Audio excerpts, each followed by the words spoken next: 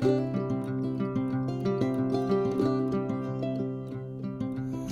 guys, this is Ty with Barking Squirrel Homestead. Okay, so we've got a couple of things that we got to work on, and then we've got some updates to give you, and then it's planting time. So we're going to be doing some of our outdoor planting and getting the beds ready and putting seed to ground. I think we're finally out of the frost danger to be able to plant outside. So we've got some transplants coming out that we started in the house. We've also got some seeds going in the ground and working on that. But our potatoes, I'll show you real quick what's going on with the potatoes. So this is what pretty much every bucket looks like, if you can kind of see that. You can see the tops there. There's some bigger ones here. They're doing a little bit better. But what we're doing is we've already added dirt once to these. We're coming up now, and you can see the top of these buckets. This is the final stage. We're not going to be adding any more dirt. But as the potato plants have grown, when they get up above the soil, we add more dirt. And so now we're kind of at the top here.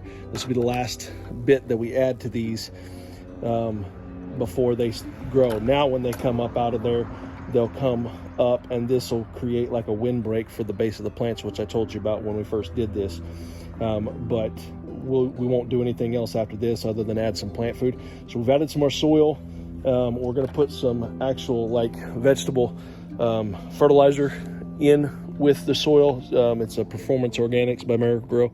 We're going to add this to the soil just to the top here, and that way as the water gets in there, whether rain gets on it or we water it ourselves, we're going to give just a healthy amount across the top, and as memory spreads it out probably about that much more. That's good. And so the water will hit that and push it down into the soil. You want to make sure as you add this dirt, you want to make sure that it is soft and loamy. You don't want it packed real tight. So break it up if it's clumped up. Make sure it's good and loose on top so that plant has the ability to grow up through that soil to the top.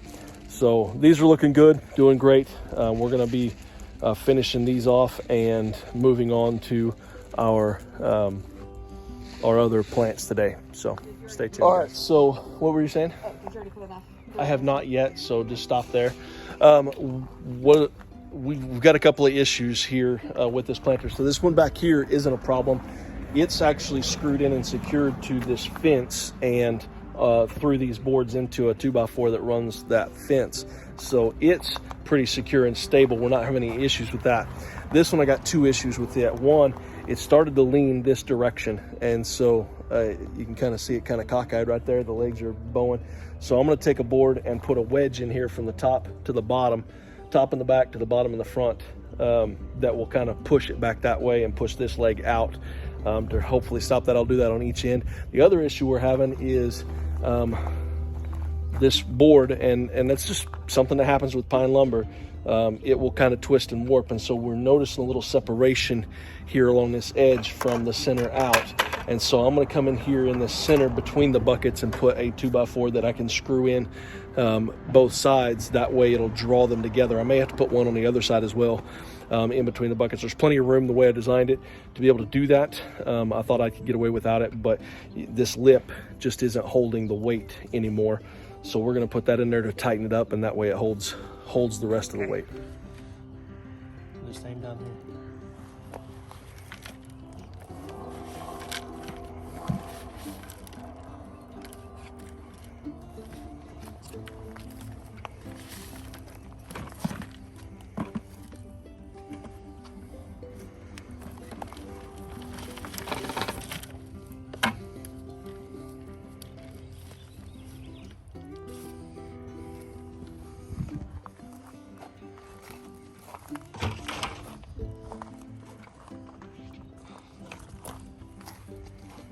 Did any of our pepper plants come out? No.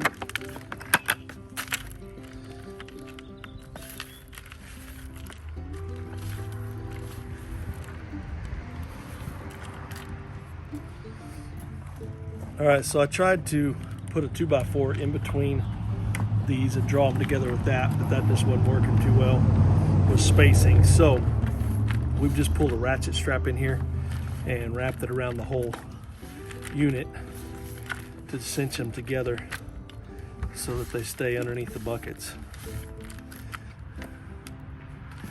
And then Rick can walk down to the end and kind of showed you where we put the brace to get it to stay standing up.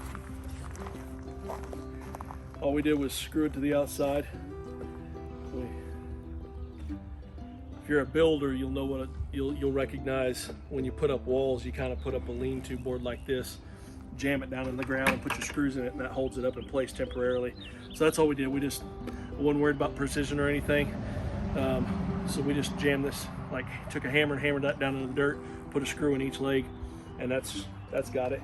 I'd like to do one to the other end. I just don't have an extra treated board right now, so once we have a piece of scrap, I can throw one down there, but for now it's holding it up pretty good. But like I was telling you earlier, you want to make sure any of these big clumps, as you're doing this, you break them up so that that top is really sandy, loamy, and the potato plant can bust through the top. So.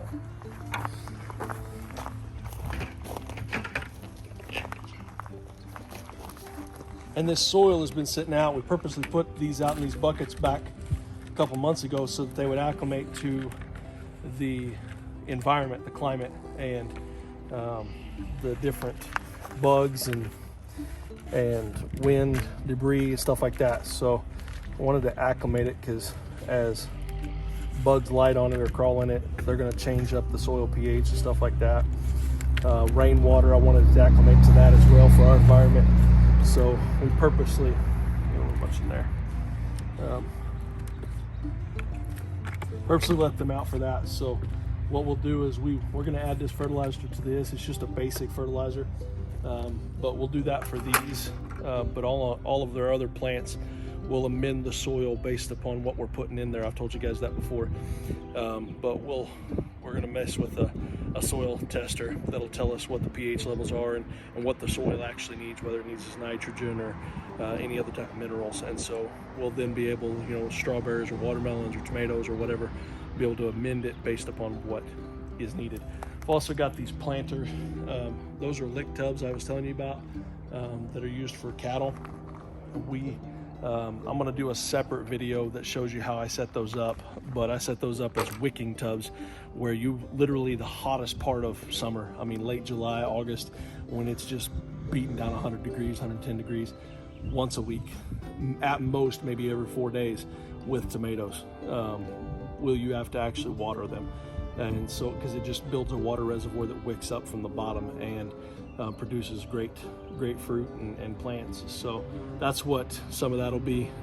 We'll design those as those wicking tubs. We'll have different plants in them. We haven't decided what all we're going to put in those yet, but we'll have 2 on each end here, and then about 5 or 6 over on that side that we set up for that field there, and then we're going to start getting the rest of these out. But that's our potatoes right now. We're going to finish putting fertilizer on these and move on to some other plants. All right, y'all, so it's the next day and we're back working out here in the garden. It's a gorgeous day. It's a little bit windy, so I apologize if that's blowing in the phone here as I'm recording, but we are getting ready to start filling up some tubs and planting several plants here in the garden beds. We'll be topping the soil off on that. I showed you guys the potatoes already. We did get one more variety of potatoes. We're going to do 2 buckets of it.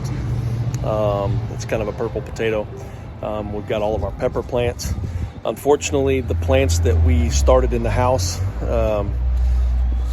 we think this was our first time doing starters like this.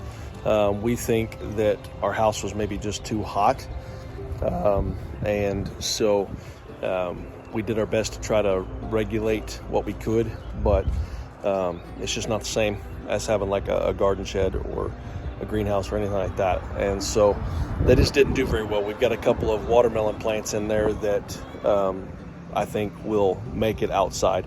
But other than that, everything's going to have to be started from scratch, direct seed outside, or plants that we purchased. And so we saved our seeds. We'll give it a shot again next year. Hopefully by next year, we'll be able to have like a little garden shed, planter shed, that we can do that. But we've picked up a lot of plants.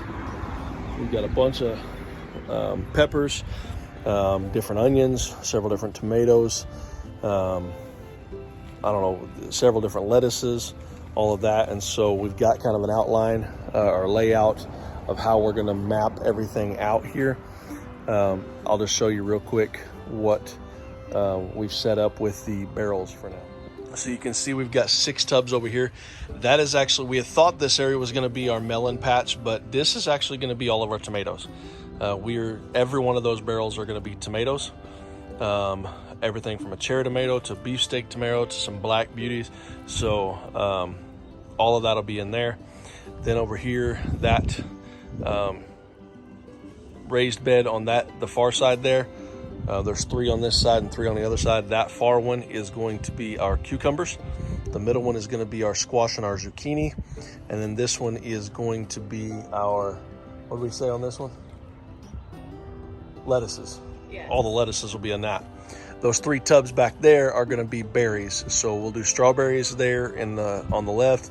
We're going to do a blueberry bush and a blackberry bush. We know that we're not going to probably get any fruit off of that this year. We're planting them from scratch or transplanting them. And so it'll be next year at least before we see anything in those, but we want to go ahead and get those going. Berries do very well in tubs, especially blackberries, because blackberries are invasive. And so if you plant them in the ground, they will spread. The root systems will spider out under the ground. And so in a tub, they stay contained. So we're going to do that in those tubs, and the strawberries will be there, like I said. This back wall is going to be all peppers. We've got jalapenos. We've got some bell peppers. We've got some poblanos and several different colors of the bell peppers as well. And then one other one, I can't remember the name of it.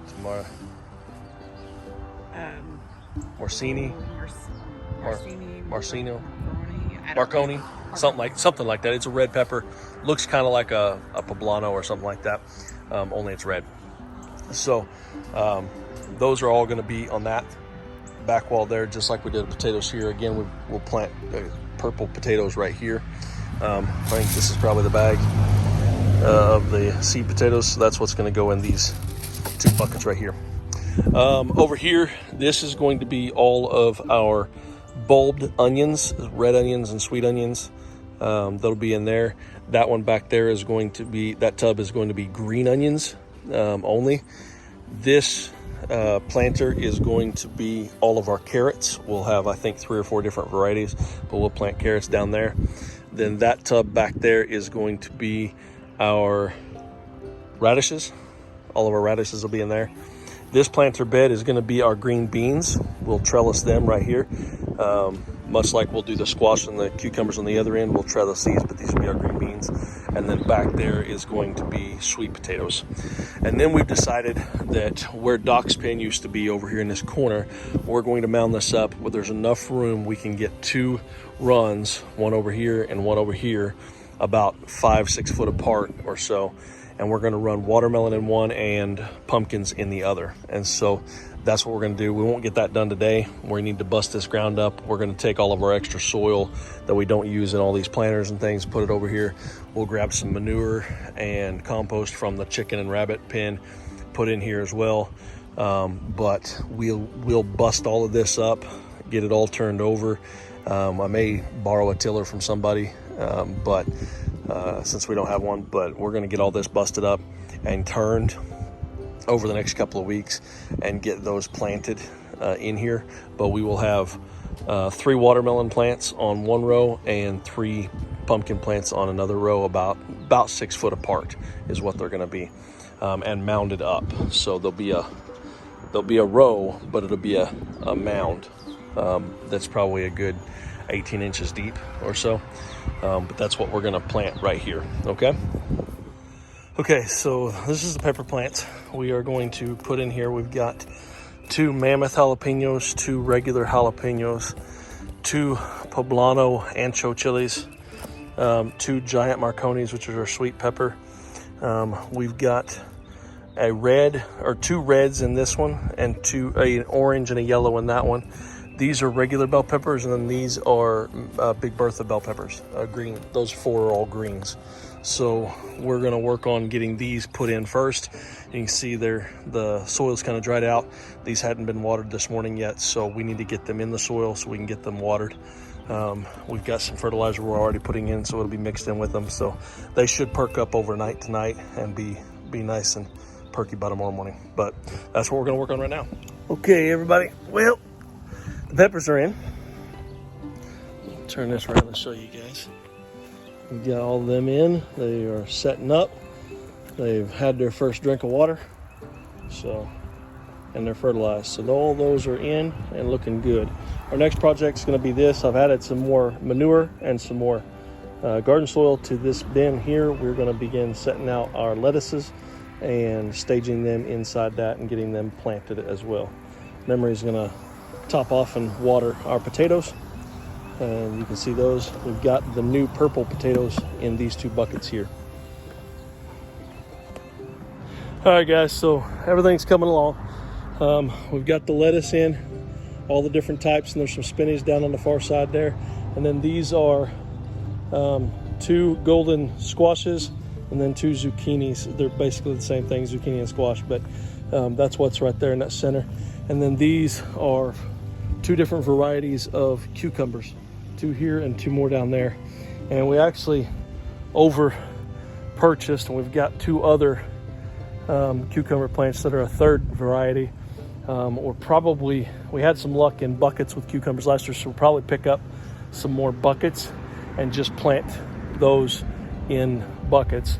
We also didn't plan on cauliflower. We forgot we picked up some cauliflower. We planned on buying broccoli. We forgot it, but we do have cauliflower that we hadn't planned on in here yet. So we are reconfiguring that a little bit. So we're working on that, a plan for that. But what I'm doing right now, and the reason for the drill. So as I explained a little bit, and I will do whenever I build the wicking tubs out for the tomatoes, and we're not ready to do that today. We're just going to keep the tomatoes watered that we purchased, the plants that we purchased, and pick up a few more supplies to finish out the tubs. But you can kind of see there's a hole right down there at the base. I don't know if you see that right there. There's a hole there, and there's holes all the way around and about that high up. And so those are for the wicking tubs, and specifically because what that does is we create a reservoir of water in the bottom of it. And I'll explain that more later on. But we've got a couple of these tubs, like that one, that blue one, and that blue one, that had not yet been turned into wicking tubs, but they have cracks in the bottom. And so we can't even use them as wicking tubs because with the cracks, they're going to leak. And the whole point of wicking tubs is you hold a reservoir of about 4 to 5 inches of water in the base of it that wicks up through the soil.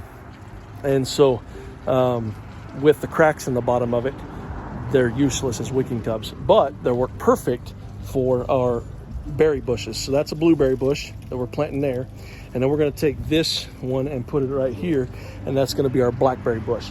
So that's what we're going to do with those. But the reason I have the drill is because even with the crack in there, it's not enough drainage. We've put plastic down in the bottom, the bags, rather than throwing them in the trash. We just lined the bottom. Takes up some space. It's less dirt and soil that we have to put, manure that we have to put in there. And so it saves on space in there and utilizes those bags. But there's a chance those bags are going to slow the water from going out the cracks in the bottom. And we don't want the roots of the bushes, the plants, to rot out with too much water. And so I'm going to go around the base about 1 inch up, 1 to 2 inches up from the base of these blue tubs, and put about 4 or 5 holes so that when we water them, we know they're good and soaked when the water's coming out the hole, but water can escape and it's not going to sit there and cause root rot. So that's what I'm going to do right now. Okay, so we still have quite a few plants to go. We've got our cauliflower here. We've got a couple more cucumbers, all of our tomatoes. We've got them watered. They'll be good for now. Tomatoes are going to go over here, but we've got our blackberry planted right over there and our blueberry bush planted back there. So everything's coming along. We're getting there. Again, sorry for the video. Here are the chickies, doing good. They're getting most of their feathers on, all white. A nice clear view. That one was a really yellow head.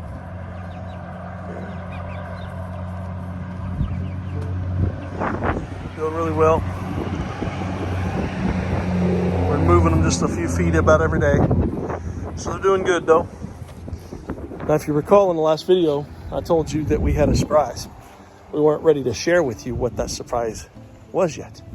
But today, you get to find out. We have some additions to the homestead. You did your job, buddy. Yeah, you did. Once. At least once. She's not doing her job.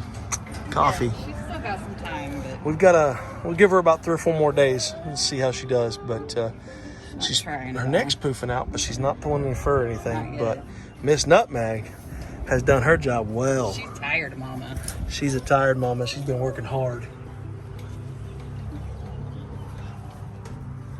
My best count is 5 right now, but it's really hard to see. I just kind of have to watch them for a while and count. Should be able to get pretty good. We got bunnies. You did a good job, Nutmeg.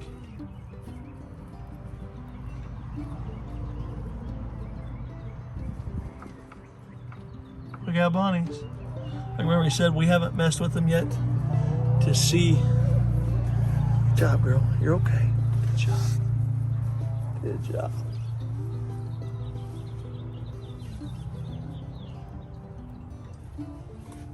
She's tired. She's out there getting a break from them. Yeah, she's tired. Like Memory said, I think there may be about 5 or so in there. There might be a little bit more than that. She has thrown larger litters, and Oreo has thrown larger litters, and so usually 8 or more. So we can't really tell with all the fur, and we don't want to put our hands on them until they get a little older. So we'll give them another week or so before we go trying to pick them up and mess with them. Probably be okay, but we're just being on the safe side with that. Once let their eyes get open, yeah. And it'll take a couple weeks to once get their the eyes get but open, they do start trying to get out of that box. yeah, they'll start hopping And around. they get big really quick. Yeah. So got a variety of these colors. rabbits take about, just same as the chickens, about 8 weeks. We usually go 10 to 12 weeks with the rabbits. We just like a little bit more meat on them. They're such a lean meat that there's not a lot there.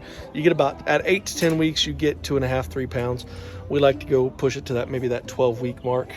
So give it about 3 months before we butcher them. The chickens should be ready in about another, what did we say, about 4 to 5 weeks, probably about 5 weeks now, About 5 weeks. or less. So anyways, but that's the surprise. So we're excited. We're hoping Coffee will go ahead and have some, but she's not even trying to make a nest. She is, her chest is kind of poofed out, which you'll see on these New Zealands. They get kind of a little fat area right here where the fur is built up, and that's where they pull the fur from whenever they make their nest. But she's a first-time mama. She's never had any, so she's just not acting like she's building a nest or anything. She's just eating the hay we put in there with her. But She's acting a little extra skittish. yep.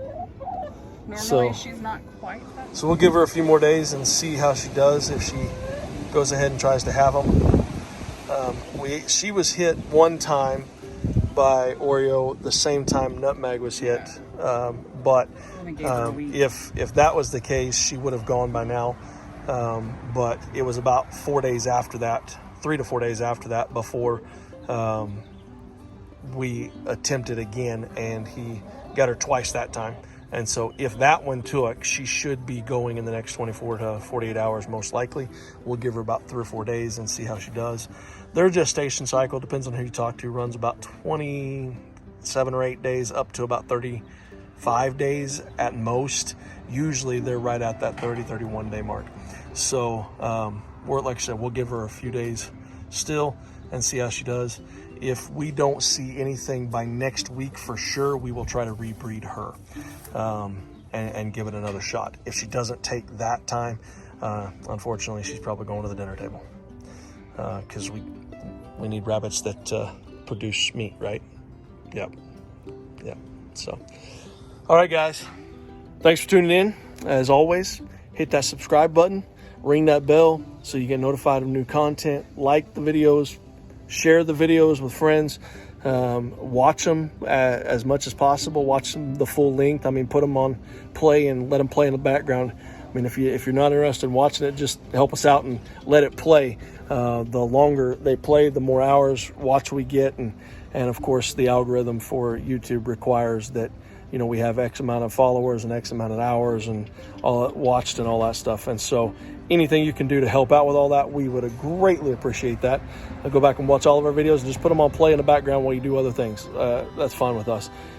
We'd love you to watch our content, but we get it. We're not everybody's cup of tea, but if you can help us out, we'd appreciate that. We try to watch everybody's videos that we watch all the way through, so that we can help other channels out. And that's just part of the YouTube community. So if you can do that, we'd appreciate that. But that said, I love you. God loves you. And if you're not in the Word, get in it and stay in it. Have a blessed day.